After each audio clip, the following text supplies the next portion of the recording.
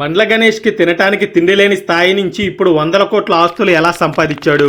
Heroine Kajal Agarwal తో FIR ఉందా? అందుకే వరుసగా తన సినిమాల్లో అవకాశాలు ఇచ్చాడా? డైరెక్టర్ త్రివిక్రమ్ ని ఎందుకు తిట్టాడు? రవితేజ బండ్ల గణేష్ ని ఎందుకు దూరంగా పెట్టాడు? అల్లు అర్జున్, అల్లు అరవింద్ ఇద్దరితో బండ్ల గణేష్ కి గొడవలు ఎందుకు వచ్చాయి? పవన్ కళ్యాణ్ కొన్ని సంవత్సరాలు బండ్ల గణేష్ ని దూరంగా ఎందుకు పెట్టాడు? ఒక చిన్న ఆర్టిస్ట్ నుంచి పెద్ద ప్రొడ్యూసర్ గా ఎలా ఎదిగాడు? పొలిటీషియన్స్ తో ఫ్రెండ్షిప్ చేసే రేంజ్ ఎలా వచ్చింది? వీటన్నిటికీ సమాధానం ఈ వీడియోలో చూద్దాం. బండ్ల గణేష్ 1973 మార్చి 10న గుంటూరు జిల్లా పొన్నూరు మండలం తెలగాయ అనే ఒక చిన్న పల్లెటూరులో ఒక నిరుపేద రైతు కుటుంబంలో జన్మించాడు. తండ్రి బండ్ల నాగేశ్వరరావు, తల్లి లక్ష్మమ్మ. ఇతనికి శివబాబు అనే అన్నయ్య కూడా ఉన్నాడు. ఇంకా ఇలా ఊర్లో కరువు రావటంతో చేయటానికి వ్యవసాయం లేక, పనులు లేక బండ్ల గణేష్ తండ్రి భార్య పిల్లల్ని తీసుకుని కర్ణాటకలోని రాయచూర్ కి వలస వెళ్లారు. అక్కడే కొంత భూమిని తీసుకుని వ్యవసాయం చేయటం మొదలు పెట్టారు.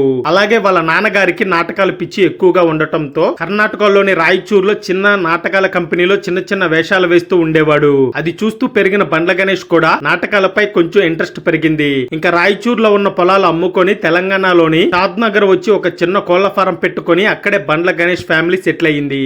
అయితే చిన్నప్పటి నుంచి సినిమాలపై పిచ్చి ఎక్కువగా ఉండటంతో బండ్ల గణేష్ కి చదువుపై పెద్దగా ఇంట్రెస్ట్ ఉండేది కాదు.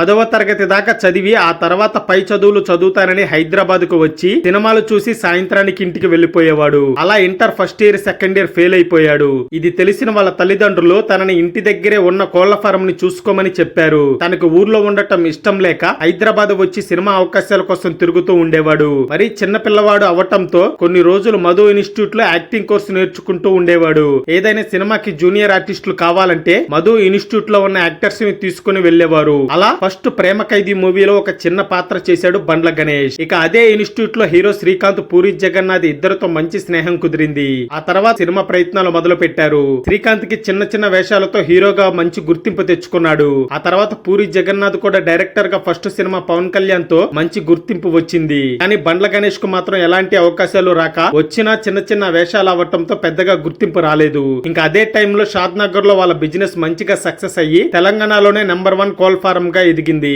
ఇంకా ఇటువైపు ఇండస్ట్రీలో చిన్న చిన్న వేషాలు వేస్తున్న బండ్ల గణేష్ కి సుస్వాగతం మూవీలో పవన్ కళ్యాణ్ ఫ్రెండ్ క్యారెక్టర్ రావటంతో అందులో పవన్ కళ్యాణ్ తో పరిచయం ఏర్పడింది. బండ్ల గణేష్ మంచి మాటగారి అవ్వటంతో ప్రతి ఒక్కరిని తన మాటలతో కట్టిపడేసేవాడు. అలా హీరోల్ని, డైరెక్టర్స్ ని, ప్రొడ్యూసర్స్ ని ఎవరినైనా సరే తన మాటలతో మొత్తెక్కిచ్చేవాడు. అలా తన పరిచయాలు మంచిగా ఏర్పరచుకొని ఏదైనా ఒక సినిమా ప్రొడ్యూస్ చేద్దామని హీరోల చుట్టూ తిరుగుతూ ఉన్నాడు. ఫస్ట్ మూవీ పవన్ కళ్యాణ్ తో తీద్దామని ఆయన చుట్టూ కొన్నాళ్ళు తిరిగాడు. డేట్స్ కూడా ఇచ్చాడు. డైరెక్టర్ ఎవరని అడిగితే పూరి జగన్నాథ్ ని తీసుకుని వచ్చాడు. ఇక ఇదే టైంలో ప్రజారాజ్యం పార్టీ ప్రచారాలకు తిరుగుతూ ఇటు సినిమాకి డేట్స్ ఇవ్వలేకపోయాడు పవన్ కళ్యాణ్. ఇక అదే టైంలో రవితేజను హీరోగా పెట్టి ఆంజనేయులు అనే మూవీని ప్రొడ్యూస్ చేశాడు. ఈ మూవీ యావరేజ్ గా ఆడి తనకి అంతంత లాభాలే తెచ్చిపెట్టాయి. ఇక అదే టైంలో మినిస్టర్ బొత్స సత్యనారాయణ అలాగే కొంతమంది పొలిటీషియన్స్ తో మంచి స్నేహాలు ఏర్పడ్డాయి. అలా ఏదైనా చిన్న చిన్న పార్టీస్ జరిగితే బండ్ల గణేష్ ను కూడా ఇన్వైట్ చేయడం జరిగేది.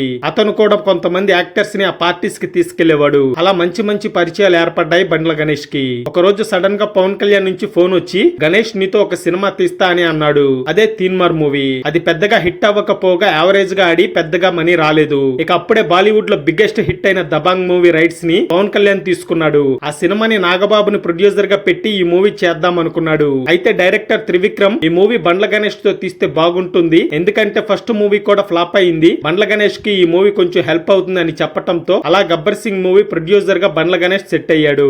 ఇక ఆ మూవీ ఎంత పెద్ద హిట్ అయిందో మనందరికీ తెలిసిందే. 70 కోట్ల పైన వసూలు చేసి టాలీవుడ్ లో బిగ్గెస్ట్ హిట్ అయింది గబ్బర్ సింగ్ మూవీ. ఆ దెబ్బకి బండ్ల గణేష్ పేరు ఎక్కడికో వెళ్లిపోయింది. గబ్బర్ సింగ్ ప్రొడ్యూసర్ అనగానే ప్రతి ఒక్కరు కూడా ఈ బ్యానర్ లో మూవీ చేయడానికి రెడీ అయిపోయారు. ఇక అదే టైంలో శ్రీను వైట్ల డైరెక్షన్ లో ఎన్టీఆర్ హీరోగా బాద్షా అనే మూవీని ప్రొడ్యూస్ చేశాడు బండ్ల గణేష్. అందులో హీరోయిన్ గా కాజల్ అగర్వాల్ ని తీసుకున్నారు. అయితే ఆ సినిమా సూపర్ డూపర్ హిట్ అయ్యి మంచి పేరుతో పాటు డబ్బు కూడా తీసుకొచ్చింది. ఇక అక్కడ కాజల్ తో ఏర్పడ్డ మంచి పరిచయం అది చాలా సంవత్సరాల వరకు సాగింది. అలా వాళ్ళిద్దరు డేటింగ్ లో ఉన్నట్లు రూమర్స్ కూడా వచ్చాయి. ఇక బండ్ల గణేష్ ప్రొడ్యూస్ చేస్తున్న ప్రతి సినిమాలో హీరోయిన్ గా కాజల్ అగర్వాల్ ని తీసుకోవటం జరిగింది. గోవిందుడు, అందరవాడేలే, టెంపర్ ఇలా సినిమాల్లో అవకాశాలు ఇచ్చాడు. అలాగే తనకి తెలిసిన చాలా సినిమాల్లో కాజల్ ని హీరోయిన్ గా తీసుకోవాలని అవకాశాలు ఇప్పించాడు. అలా కాజల్ అగర్వాల్ తో చాలా సంవత్సరాల పాటు బండ్ల గణేష్ డేటింగ్ చేశాడని రూమర్స్ బాగా వినిపించాయి.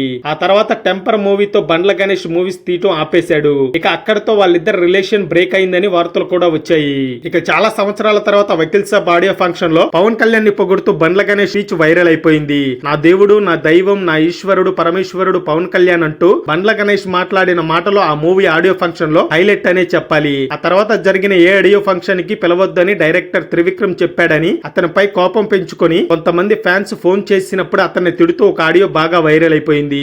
అలా ఆ డైరెక్టర్ తో గొడవ ఏర్పడి బండ్ల గణేష్ కి త్రివిక్రమ్ కి మధ్య దూరం పెరిగింది. ఇక అదే టైంలో పవన్ కళ్యాణ్ కూడా బండ్ల గణేష్ ని దూరం పెట్టడం జరిగింది. ఇక తన తప్పు తెలుసుకొని మళ్ళీ డైరెక్టర్ కి క్షమాపణలు చెప్పి ఆ గొడవకి ఇంకా అక్కడతో ఫుల్ స్టాప్ పెట్టేశాడు బండ్ల గణేష్. అలానే ఆంజనేయుల మూవీ తీస్తున్న టైంలో హైదరాబాద్ కు దూరంగా ఒక 25 ఎకరాల పొలాన్ని రవితేజకి ఇప్పించాడు. దాని పక్కనే ఉన్న ఇంకో 45 ఎకరాల పొలాల్ని బండ్ల గణేష్ అమ్మాల్సి వచ్చినప్పుడు ఆ 25 ఎకరాలు కూడా ఇస్తే మొత్తం 65 ఎకరాలని కొంటా అని చెప్పడంతో వెంటనే బండ్ల గణేష్ ఆ 25 ఎకరాలు కొంచెం లిటిగేషన్ లో ఉంది అని రవితేజకి అబద్ధం చెప్పి ఆ 25 ఎకరాలను కూడా అమ్మించేశాడు. తర్వాత ఆ విషయం తెలుసుకున్న రవితేజ బండ్ల గణేష్ ని ఇంటి స్థాయిలకు కూడా రానివ్వలేదు.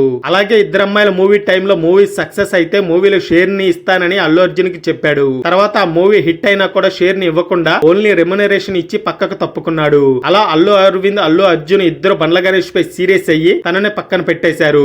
ఒక చిన్న రైతు కుటుంబం నుంచి వచ్చిన బండ్ల గణేష్ ఇప్పుడు పెద్ద ప్రొడ్యూసర్ గా, ఒక బిజినెస్ మ్యాన్ గా, పొలిటీషియన్స్ తో మంచి పరిచయాలతో తెలంగాణలోనే టాప్ సెలబ్రిటీస్ లో ఒకడయ్యాడు. ఎక్కడో ఒక పల్లెటూరులో పుట్టిన బండ్ల గణేష్ ఇప్పుడు జూబ్లీ హిల్స్ లో ఒక బిజినెస్ మ్యాన్ గా నెంబర్ 1 పొజిషన్ లో ఉన్నాడు. ఈ వీడియో నచ్చినట్లయితే లైక్ చేసి అందరికి షేర్ చేయండి.